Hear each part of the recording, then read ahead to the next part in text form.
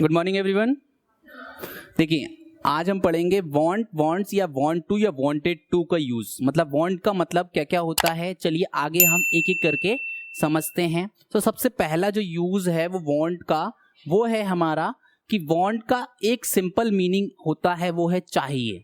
चाहिए का मतलब यहाँ पर ये है कि जब भी हम ये बात करें कि मुझे कोई नाउन मतलब कोई चीज चाहिए, जैसे कि मुझे एक गिलास पानी चाहिए, मुझे पैसे चाहिए, मुझे पेन चाहिए, ठीक है, या मुझे मोबाइल चाहिए, तो ऐसे सेंटेंस जब हम बोलते हैं तो हम वांट या वांट्स का यूज करेंगे। मतलब आई यू विद सब्जेक्ट के साथ वांट का यूज करेंगे, ही सी इट नेम सब्जेक्ट के साथ क्या यूज करेंगे, वांट्स। ठीक है, अब यहाँ पे चाहिए मीनिंग तो निकल रहा है। अब आपने एक और चीज हमने जो पहले पढ़ी शुड, शुड का मतलब ही हिंदी में क्या होता है, चाहिए, लेकिन वहां पर जो मीनिंग होता है वहां हम सजेशन या एडवाइस देने के लिए उसका यूज करते हैं। जैसे कि आपको टाइम पर आना चाहिए या आपको इंग्लिश सीखनी चाहिए, तो you should learn English, you should come on time.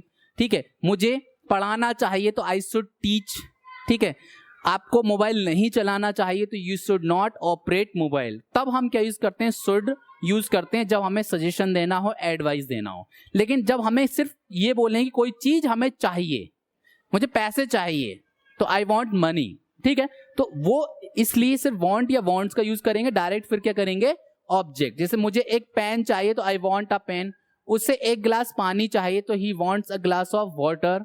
ठीक है, नेगेटिव सेंटेंस में डू या डज नॉट लगाएंगे। ठीक है, उसके बाद हम वांट, उसके बाद ऑब्जेक्ट लगाएंगे। जैसे कि मुझे मोबाइल नहीं चाहिए तो I do not want a mobile. ठीक है, उसे कार नहीं चाहिए तो he does not want a car. इस तरीके से नेगेटिव सेंटेंस भी आप जैसे प्रेजेंट इंडेफिनिट पढ़ा था हमने, उसका सेम कॉन्सेप्ट यूज होता है। इंटेरोगेटिव में भी डू या डज को पहले लिखेंगे, इसका मतलब क्या है, उसके बाद सब्जेक्ट लगाएंगे, फिर वांट, फिर ऑब्जेक्ट।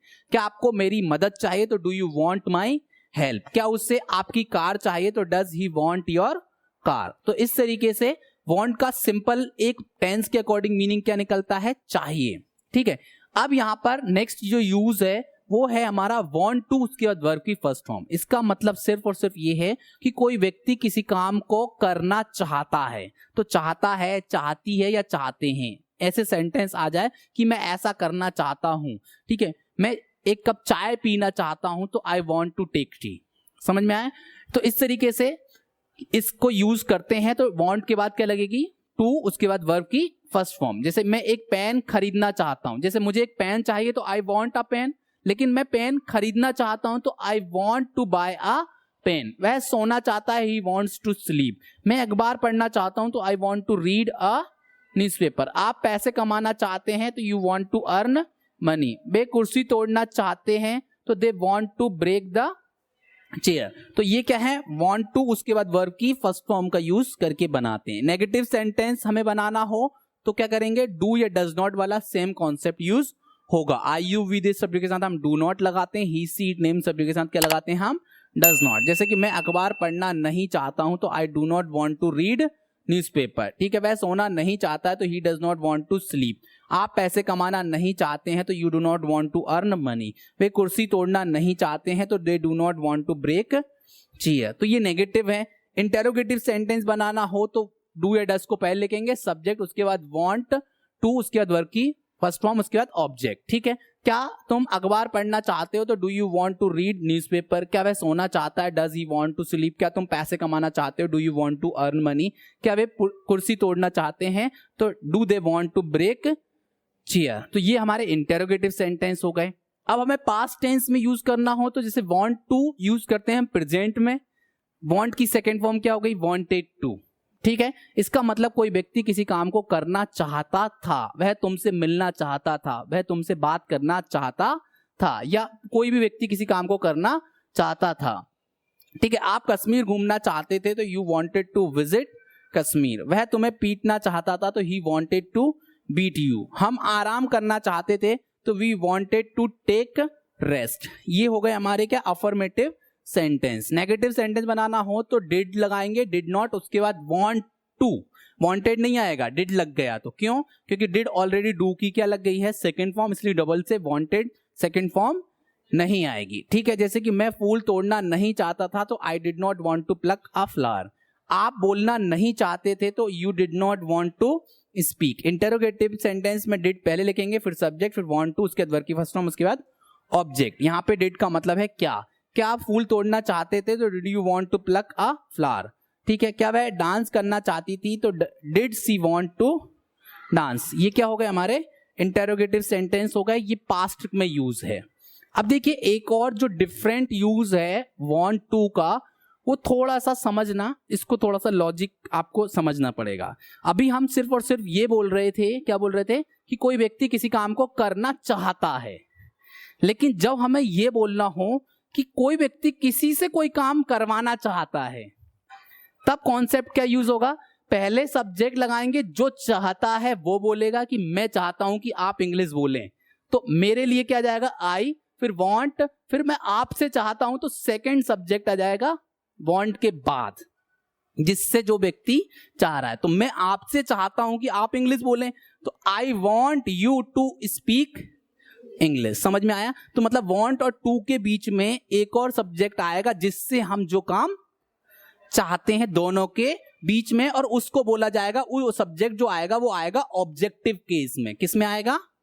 ऑब्जेक्टिव केस, मतलब कि वो ऑब्जेक्ट की जगह पे यूज होगा। सब्जेक्टिव केस क्या होते हैं? I, you, we, they, he, she, it, name, ये हमारे क्या है? सब्जेक्टिव केस हैं। ऑब्जेक्टिव केस मतलब आई का मी, यू का यू रहता, वी का अस, दे का देम, ही का हिम, सी का हर, और इट का इट, और नेम का नेम। तो इस तरीके से ये यूज होता है। ये स्ट्रक्चर यहाँ फिर से लिख रखा है, जैसे सब्जेक्ट वांट या वांट्स आएगा, उसका सब्जेक्ट एक और आएगा, लेकिन वो किस में आएगा?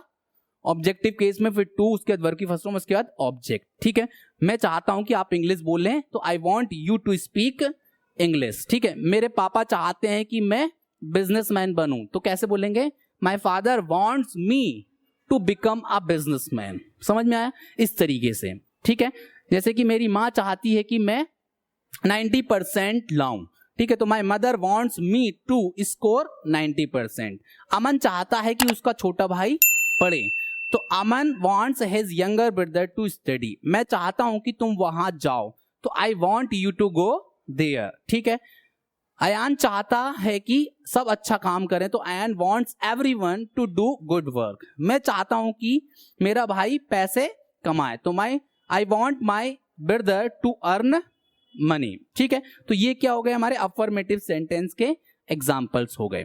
ठीक है, नेगेटिव सेंटेंस बनाना हो तो वही सेम कॉन्सेप्ट रहेगा, टेंस वाला, डू नॉट या फिर डज नॉट, मतलब डोंट या डजंट का यूज करके आप सेम कॉन्सेप्ट से आप नेगेटिव सेंटेंस बना सकते हैं। जैसे मैं नहीं चाहता कि आप वहां जाएं, तो I do not want you to go there. वह नहीं चाहता कि मैं टीवी देखूं, तो he does not want me to watch TV. ठीक है, इंटरोगेटिव सेंटेंस में वही सेम कॉन्सेप्ट है, डू डज को हम पहले लिखकर फिर क्या करेंगे? सब्जेक्ट, फिर वांट, उसके बाद ऑब्जेक्टिव केस लिखेंगे, टू, उसके बाद वर्ब की फर्स्ट फॉर्म, उसके बाद क्या लिखेंगे?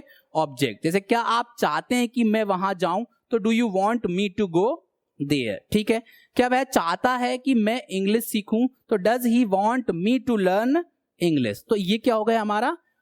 वांट टू का यूज, लेकिन जब कोई व्यक्ति किसी काम को किसी से करवाना चाहता है। अब देखिए पास्ट टेंस में वांट की जगह पे क्या जाएगा? वांटेड। ठीक है, बाकी कॉन्सेप्ट सेम रहेगा, किसी से कोई व्यक्ति कोई काम करवाना चाहता था पास्ट में, बीते समय में। ठीक है, मेरे पापा चाहते थे कि मैं बिजनेसमैन बनूं, तो my father wanted me to become a businessman. जैसे गांधी जी चाहते थे कि हमारा देश विकसित हो, तो Gandhi ji wanted our country to develop. तो ये क्या हो गया? हमारे वांटेड का यूज हो गया। इसी तरीके से नेगेटिव सेंटेंस में क्या लगा देंगे हम? डिड नॉट लगा के, बाकी सेंटेंस क्या रहेगा? जो कॉन्सेप्ट है वो सेम रहेगा। इंटेरोगेटिव में डिड क्या आ जाएगा? पहले आ जाएगा। ठीक है, तो चलिए एग्जांपल देखते हैं। मेरे पापा नहीं चाहते थे कि मैं डॉक्टर बनूं, तो my father did not want me to become a doctor. हम चाहते थे कि इंडिया वर्ल्ड कप जीते, तो we wanted India to win world cup. Interrogative sentence में डिड को पहले लगाकर, बाकी कॉन्सेप्ट सेम है। ठीक है, क्या वह चाहता था कि मैं उसकी मदद करूं, तो did he want me to help him.